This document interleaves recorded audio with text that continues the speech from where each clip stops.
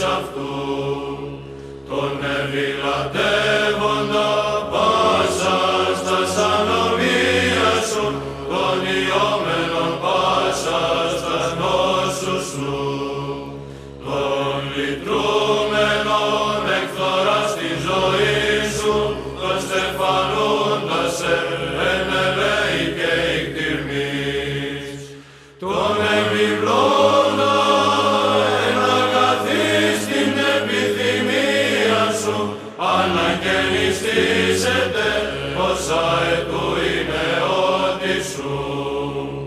Υιόν ελεημοσύνας ο Κύριος και κρίμα πάση της αδικουμένης.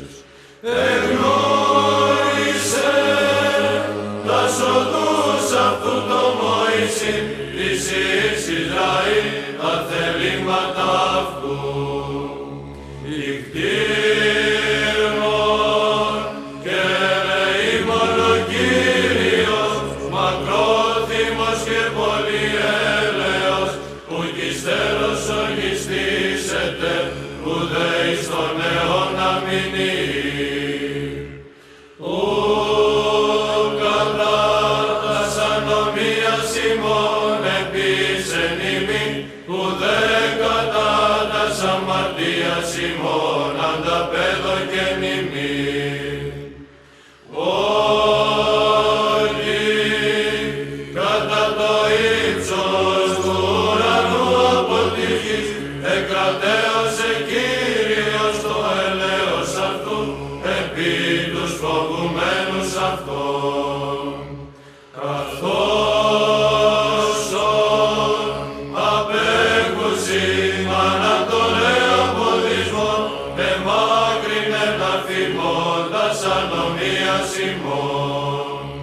Καθώς οι κτήροι πατήριους, οκτήρισε Κύριος τους φοβουμένους αυτών, ότι αυτός έγνωτο πράσμα ημών, εμνίστη ότι χούσες με.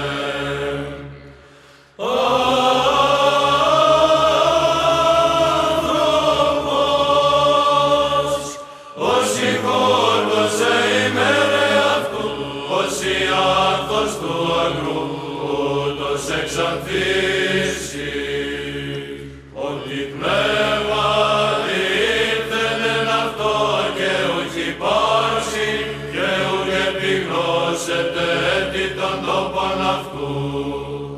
Το δε έλεος του Κυρίου από του αιώνος και έως του αιώνος επί τους φοβουμένους αυτών. Και η δικαιοσύνη αυτού επί ίσιον της φυλάσσουσι την διαθήκην αυτού και μεμνημένης των εντολών αυτού του πείσε αυτάς. Κύριος, εν το ουρανό ητήμασε των θρόνων αυτού και η βασιλεία αυτού πάντων δεσπόζει.